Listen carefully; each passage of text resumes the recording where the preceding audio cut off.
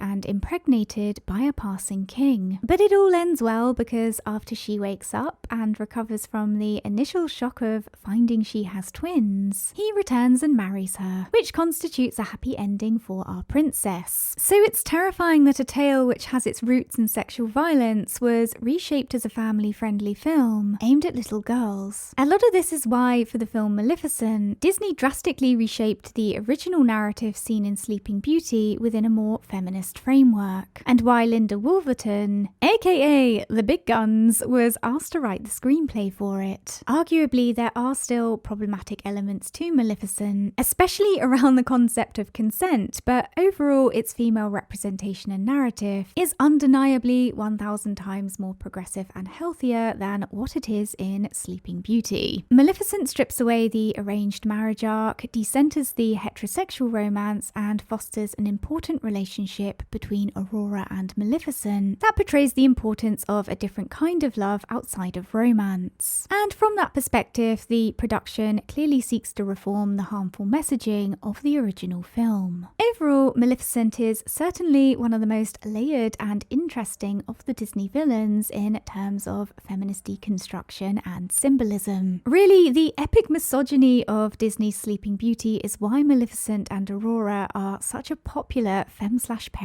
as well. The notion of their romance grants them a complete freedom from men and the patriarchal oppression that their characters and narratives were shaped by. Well, that and all the subtext embedded in the original animated film as well, of course. Keeping in theme with characters voiced by Eleanor Audley, next we have Lady Tremaine from the 1950 film Cinderella. The rags to riches tale of a young forsaken girl is a story which has been told in various forms all throughout history, dating as far back as the 8th century. But the Disney film is based upon the 1697 version of the tale by Charles Perrault, called Cendrillon, which was then anglicised as Cinderella. The evil stepmother hasn't always been the villain or antagonist in previous versions of Cinderella, but in Perrault's version she is, and that is who Lady Tremaine is based upon. Interestingly, the main difference between the source material and the Disney adaptation is that in Perrault's version, Cinderella's father doesn't die, and Cinderella hides the abuse she receives from her stepmother from him. This is significant because once again it exemplifies how Disney purposefully reshapes its female villains so that they embody certain traits and established tropes. In the case of Lady Tremaine, Disney have purposefully reshaped her character from the source material so that she would fit the spinster archetype. She got spinstered. The main inspiration for the character of Lady Tremaine was Eleanor Audley, who was filmed performing every action the character was required to make, and then the individual frames from this footage were then placed under animation paper to be used as guidelines. Lady Tremaine is a fairly typical classic Disney female villain in that she's a spinster who opposes the heterosexual romance unfolding in the film. However, Lady Tremaine is unique from almost all of the other classic female Disney villains in that she has her own children. This is a very rare trait for a female villain in classic Disney, since their aversion to procreation and the unmaternal aspect of their character is often stapled to their evil and villainous nature as women. That said, Lady Tremaine is not framed as a warm and motherly figure, but rather a cold and manipulative one, who weaponizes her daughters against Cinderella rather than displaying genuine affection towards them. Another aspect of Lady Tremaine's character that's unique in relation to her villainy is that she doesn't abuse or wish harm on the female protagonist to punish someone someone else. Nor does she see the female protagonist as an obstacle to be removed. Lady Tremaine's fixation on Cinderella is all to do with exercising power over her, and she emotionally and psychologically abuses Cinderella for her own amusement. There's something chillingly human and real about Lady Tremaine's evil compared to a lot of the other Disney female villains. Overall, Lady Tremaine is interesting in that she's a fairly generic female Disney villain. Yet despite this, there are unique aspects to her character which make her stand out against the rest of the female villains. And even though she's one of Disney's less prominent villains, she's also one of their most frightening simply because there's nothing fantastical or magical about her type of evil. Next we have the magnificent, marvelous Mad Madam Mim from the 1963 film The Sword and the Stone. The Sword and the Stone is based on the novel of the same name by T.H. White, which was later revised and republished under the name The Once and Future King. Madam Mim is based on a character who appears in the original version of the Sword and the Stone novel. However, this character does not exist in the revised version and is not included in the Once and Future King. In terms of Madam Mim's character, there are also a few differences plot-wise between the source material and the Disney adaptation. For example, in White's novel, when Wart and Sir Kay are hunting for a lost arrow, they are tricked by Mim to come into her cottage where she captures them and intends to cook and eat them for dinner. A caged goat manages to escape with Wart's help and brings Merlin to rescue the pair, which he does and then defeats Mim in a magical duel where she dies. Whereas in the Disney adaptation, Wart, whilst transformed into a bird, falls down Mim's chimney and Merlin shows up just as she's about to kill him. Mim then challenges Merlin to a duel in which she is defeated but not killed. Madam Mim is voiced by the actress Verna Martha Wentworth, and The Sword and the Stone was actually her last credited film before her retirement and death.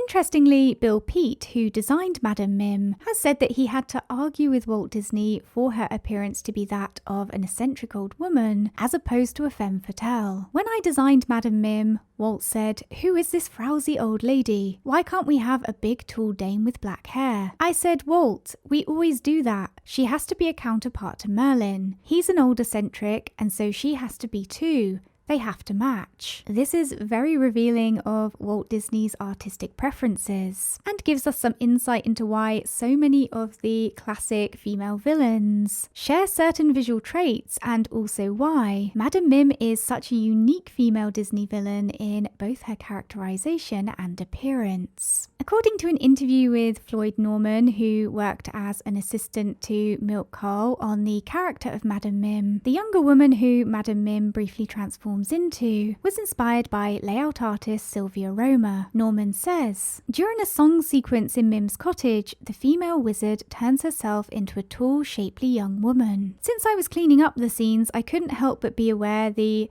sexy character reminded me of a co-worker." Milt never said he based his drawing on the young woman on the second floor. However, after drawing her remarkable attributes day after day, it became pretty obvious. At least to me, anyway. It was obvious it was inspired by layout artist Sylvia Roma. Sylvia had started in ink and paint and worked her way up into layout. Others recognized the resemblance immediately as well, but Sylvia either didn't notice or just never said anything. Obviously, this is just Norman's perception, and it's important to note that Milk Carl has never confirmed this, but I thought I'd mention it anyway. And one thing that stood out to me in this interview with Norman is that some of the language used by him pertaining to his female co-worker offers an insight into the unprofessional attitudes towards women working for the studio at the time, which is not surprising given the time period. It wouldn't even be particularly surprising today, but still, the specific language used in this interview and Norman's mention of Sylvia Roma not acknowledging this resemblance, which could be genuinely because she didn't notice, but could also possibly be because she was uncomfortable, alongside Walt Disney's comments, reveal a lot about Disney's working environment for women in that time period, and highlights how women in Disney were subject to a level of sexualization, both behind and on the screen. Madam Mim is an older woman who lives alone, which which places her under the spinster category. And similarly to the other female villains, she has no fear of men. In fact, she sees them as either her victims or a source of competition. However, as discussed, Madam Mim has several aspects to both her visual appearance and character, which sets her apart from the other female villains. Where the majority of the female villains are cold and calculating in their cruelty, Madam Mim has a vibrancy and an eccentricity to her wickedness. She's not necessarily seething in misery or jealousy. In fact, she seems perfectly content until Wart falls into her cottage. She's also unapologetic of her old age and haggard appearance. In fact, she enjoys both of these aspects of her character, which is very refreshing to observe even in the current day. And despite being a spinster cliche, Mim is one of the more progressive villains to come out of classic Disney because she's not miserable or resentful due to her spinster status, which makes her an anomaly in classic Disney, since they consistently reinforced a connection between those two things in their productions. Interestingly, Mim's looks are not the focus of her character either. She's stripped of any vanity, and with the exception of her briefly transforming into a younger woman, she's free from sexualization, which allows her character more expression and range in terms of personality. Overall, as discussed, whilst Madam Mim embodies the spinster cliche, there are aspects of her character which are incredibly unique and even progressive,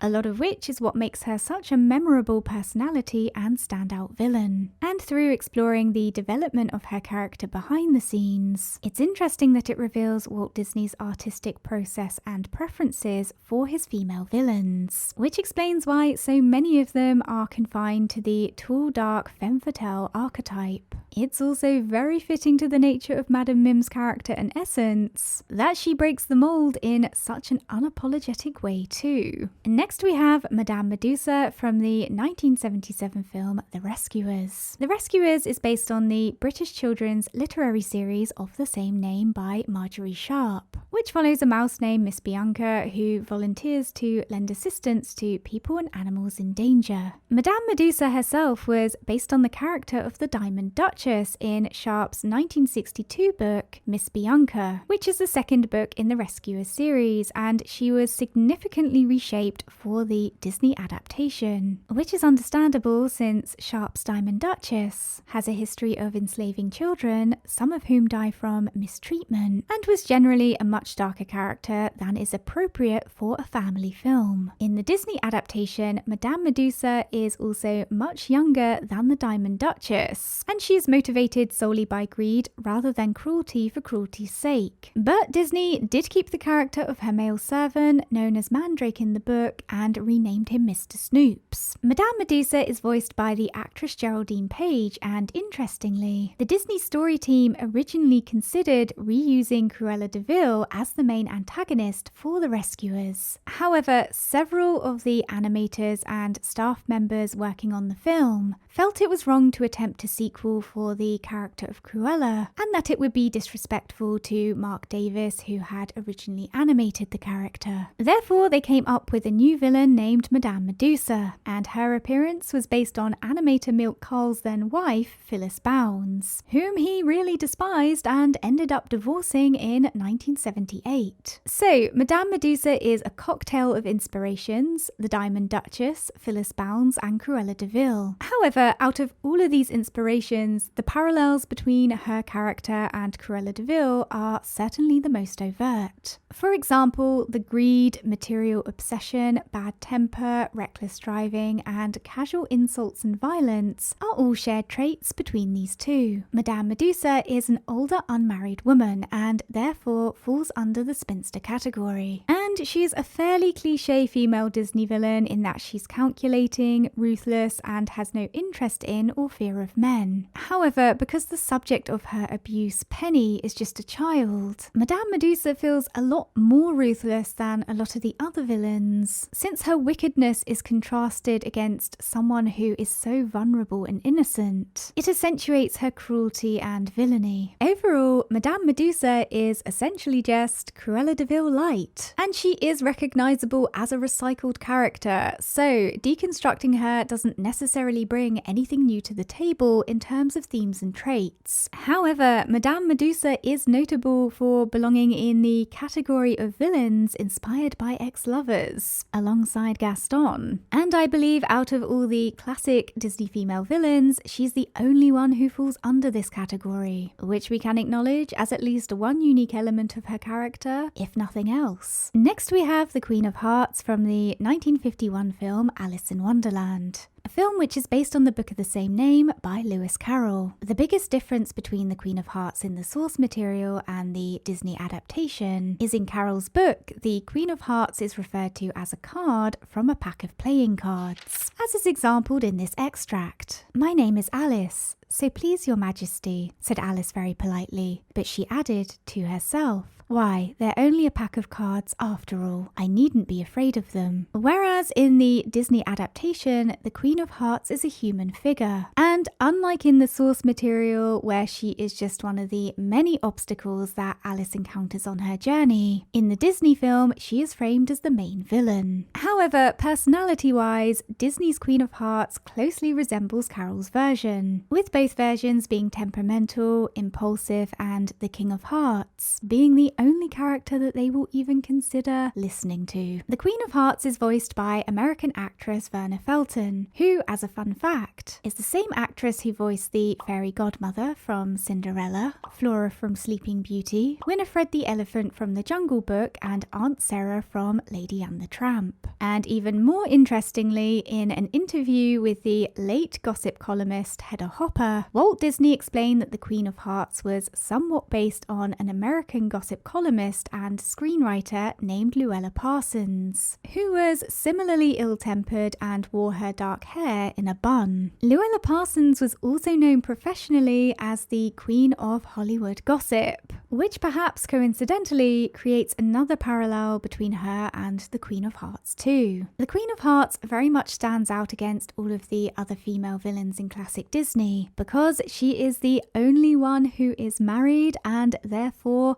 not a spinster. Furthermore, due to Alice being a child, the Queen of Hearts poses no threat or opposition to a heterosexual romance in the film, and that, alongside her marriage to the King of Hearts, means that she's also one of the only classic Disney female villains who isn't necessarily lesbian coded. Another point of interest about the Queen of Hearts is how she's depicted in contrast to her husband, the King of Hearts. The Queen of Hearts is loud, obnoxious, impulsive, and authoritative, and the King of Hearts is depicted as meek, timid, and subservient. In fact, it's almost as though he has traits typically associated with women, and the Queen of Hearts has traits typically associated with men. And I thought it was interesting that this is part of a trope in classic Disney, where the more authoritative and domineering a female villain is, the more pathetic the male character or characters who align with her are. And it is almost always male characters who work underneath the female villains, which is a trope that contains a level of messaging about women in power and reflects the notion that men who allow a woman to boss them around are pathetic, idiotic, and unworthy of respect. And with the Queen of Hearts being the ultimate figure of authority, Alice in Wonderland offers an extreme example of this. Furthermore, interestingly, you almost never see this in reverse with the male Disney villains. They too almost always have male sidekicks or accomplices, not female ones. And whilst I'm sure there are various reasons for this, there's also certainly a level of messaging around men and their relationship to authority embedded in there. Overall, the Queen of Hearts is definitely one of the more unique and memorable villains from classic Disney. And a lot of this is a result of how, like Madame Mim, the Queen of Hearts was not confined to the typical sober and alluring femme fatale archetype, and therefore is able to embody a comedic eccentricity and ridiculousness instead, making her a much more refreshing character study and female villain from classic Disney. The final character we're going to be looking at is Mother Gothel from the 2010 film Tangled. Now, Tangled is the only film we're going to be discussing that is not a part of classic Disney, and I wanted to include it for two reasons. Firstly, despite Tangled being a modern production, its female villain, Mother Gothel, is quintessentially a classic Disney female villain in modern packaging, and And secondly, there's some fascinating hidden women's history behind Mother Gothel and the source material that the Disney film is based upon. So, the archetype of the maiden locked in the tower has appeared in various tales written by various people throughout history, dating as far back as the 10th century. But Tangled is specifically based on the 1812 Brothers Grimm tale named Rapunzel. Now, what's interesting is the Brothers Grimm version is actually taken from a 1698 French literary fairy tale called Personette, written by, and I apologise for my pronunciation, Charlotte Rose de Command de la Force. But the reason this is often forgotten or dismissed is because in 1790, a man named Friedrich Scholz published a German translation of Personette and retitled it Rapunzel. And then in 1812, the Brothers Grimm published their own version of this tale under the belief that they were preserving a traditional German fairy tale. Personette contains a lot of the elements that are found in the Grimm brothers' later version, such as the maiden's out-of-wedlock pregnancy, the villain's trickery leading to the prince's blinding, the birth of twins, and the tears of the maiden restoring the prince's sight. So there's substantial parallels creating a connection between the two, and this means that Tangled is actually based upon the Brothers Grimm retelling of Personette by Charlotte Rose de Command de la Force, but she is often left uncredited due to the misunderstanding through the original German translation of her work. Now, as mentioned earlier, the archetype of the maiden locked in the tower has appeared in various tales dating as far back as the 10th century. So there is some debate over the legitimacy of Charlotte Rose de Command de la Force's claims that Personette was a completely original story, especially since Personette shares some similarities with the 1634 Italian fairy tale Petronella by Giambattista Basile. But what is evidently true is that her work does contain original elements, and most of those original elements were taken and used in the Grimm's retelling. The point being that the Brothers Grimm are revered and celebrated as storytellers, with Rapunzel being one of their most famous tales, while Charlotte Rose de Command de la Force, whose work was copied for Rapunzel, is uncredited and forgotten about. The name Mother Gothel is based on the character of Dame Gothel, or Frau Gothel from the Grimm's version. Interestingly, in Personette, the figure of Mother Gothel is a fairy, and her relationship with Personette, who is the original Rapunzel, is not necessarily an abusive one. The fairy cares about Personette and moves her into a tower because she's worried about her fate should she not be protected. So the fairy keeping Personette in the tower has got nothing to do with the fairy using Personette for her own selfish gain. When the fairy discovers that a prince has been visiting Personette and has gotten her pregnant, the fairy takes Personette to a hut by the seashore and abandons her there as punishment. However, the hut is full of magical replenishing food, so the fairy doesn't exactly leave Personette there to starve. The fairy then lures the prince to the tower by mimicking Personette's voice. She tells him he will never see Personette again, and then he throws himself from the tower, blinding himself in the process. In the end, the prince finds his way back to Personette and their children, but as soon as they are reunited, the magical replenishing food turns into venomous creatures, and as the family embrace each other and prepare to die, the fairy is so touched by their devotion to each other that she decides to save them and delivers them to the prince's palace herself, which somewhat redeems her character. From this, it's interesting that the fairy is not as clear-cut evil as she's made out to be in the Grimm's retelling or Tangled, and that the relationship between the fairy and Personette is more emotionally complex than it is in the retellings too, which strip away most of the emotional complexity and reduce Frau/Mother Gothel to a two-dimensional villain and obstacle to true love instead. In Grimm's Rapunzel, they do not give Frau Gothel a chance to redeem herself, and it's the prince who leads Rapunzel back to his palace, not her. And in Tangled, Mother Gothel kidnaps Rapunzel in order to keep her eternal youth, and locks her away for that purpose, as opposed to taking her as as a baby in exchange for Rapunzel's father stealing from her garden. Mother Gothel is also not given a chance to redeem herself either, and unlike in Personette or the Grimm's retelling, she is inadvertently destroyed in the end by the male protagonist Eugene, who cuts Rapunzel's hair to save her from her fate. So we can see that from the original source material through to the Grimm's retelling to the Disney adaptation, the character of Mother Gothel went from being redeemed to actively defeated.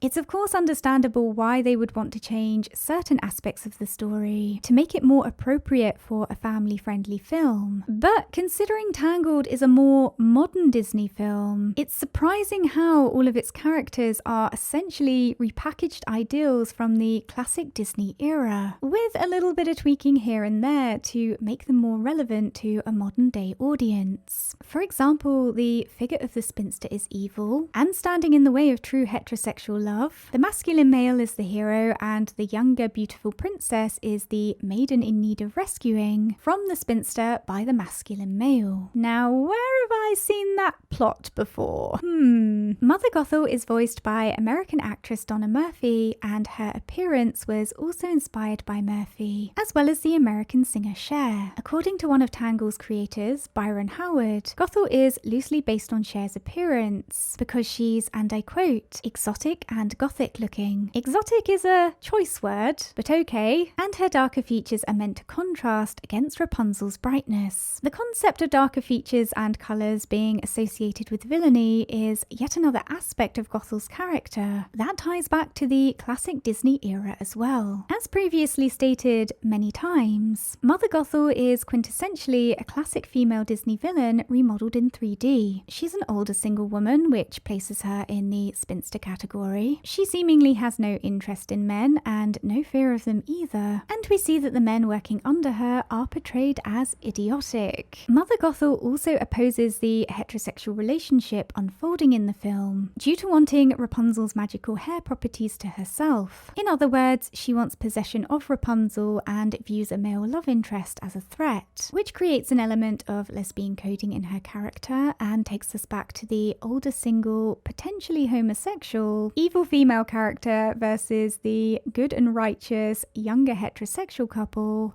/ patriarchal propaganda of ye olde days. However, where Mother Gothel differs from a lot of the other female villains is in the details of her cruelty. Similar to Lady Tremaine, Mother Gothel's abuse of Rapunzel is recognisably human, but the way that she abuses Rapunzel is more insidious as it's disguised as love and care. For example, Mother Gothel berates and takes personal jabs at Rapunzel, but frames it as a joke. She gaslights Rapunzel anytime she raises a concern, and she is essentially holding Rapunzel hostage but frames it as being for her own good. All of which makes it harder for Rapunzel to recognise that their relationship is abusive, and this creates an emotional complexity between the protagonist and antagonist that is absent in classic Disney. For example, when Gothel falls to her death, we see a moment of concern from Rapunzel, which suggests that despite all that Mother Gothel has put her through, she still cares for her, which in terms of intelligent storytelling makes sense considering that Mother Gothel raised her from a baby. And this is very different from Lady Tremaine's relationship with Cinderella, which was far more emotionally detached and a black and white good versus evil. So despite the character cliches in Tangled, the relationship between the protagonist and the antagonist is unique and even ever so slightly taps into a hint of the emotional complexities of the connection between Personette and the fairy in the original 1698 fairy tale. Now, I've read a lot of discourse about Mother Gothel and Rapunzel's relationship in Tangled, where the general opinion seems to be that Gothel never loved Rapunzel at all, and the only thing she loved was Rapunzel's hair. But my interpretation from what's shown in the film is that Mother Gothel does love Rapunzel, but because of her selfish and toxic nature, she loves what Rapunzel's hair can do for her more than Rapunzel as a person. And there are both verbal and visual clues throughout the film which convey this emotional layering to the audience. Of course, different interpretations are valid. It's art. That was just my perception of it. Overall, whilst Tangled is a non-offensive production, especially compared to something like Sleeping Beauty, its female representation is inherently regressive. The modern adjustments that they made here and there are largely a smokescreen, and at its core, Tangled revolves around the same old tropes and cliches that can be traced all the way back to Snow White. That said, as discussed, it does offer a progressive element in its layered portrayal of an abusive relationship and how those relationships can be emotionally complex. It's just a shame that that progressive element didn't extend to the narrative and the characters themselves, because I think Tangled had the potential to be a far more refreshing and interesting production than it ultimately was. And don't get me wrong, I love Tangled, but I think it was a missed opportunity in a lot of ways. Had they reshaped the narrative to allow for Mother Gothel to have some kind of redemption arc, it not only would have allowed for a more fresh and unique storyline, it would have lessened the regressive aspects of her character and reformed the dynamic between herself and the other characters too. As a bonus, it would have also paid homage to the original French fairy tale upon which Rapunzel was based, which is essentially an overlooked or forgotten about piece of female literature.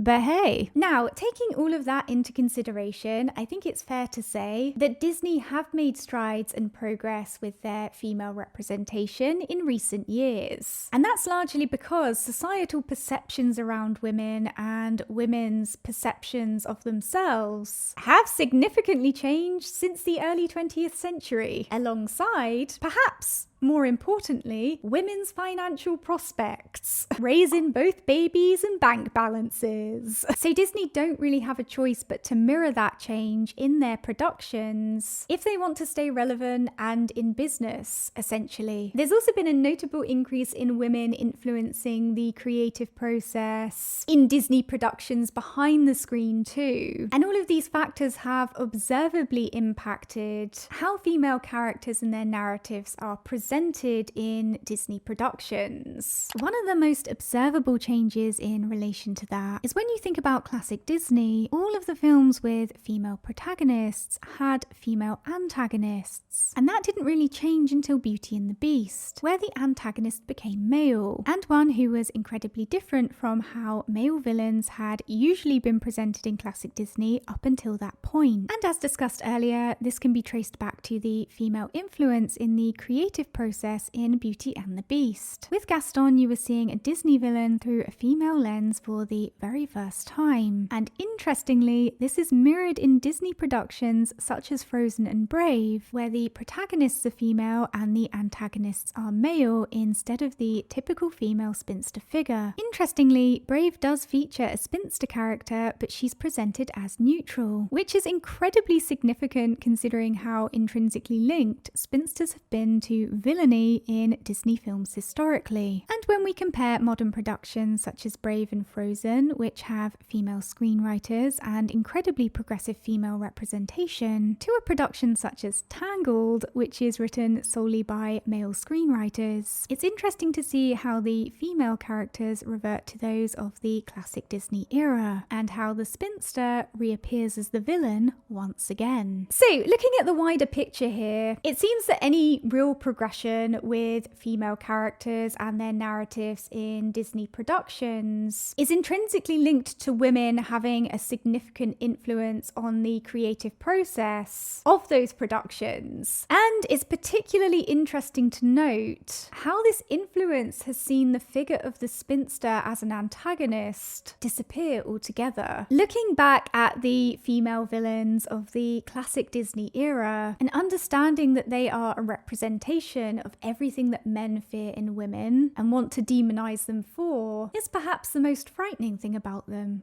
of all. Okay guys, I hope you enjoyed the video. Let me know your thoughts down in the comments section below. I'd especially love to hear any theories, extra information or observations you may have pertaining to the Disney female villains, because it is such an interesting topic. Now don't forget to subscribe for instant disappointment, and I'll see you guys soon. Bye.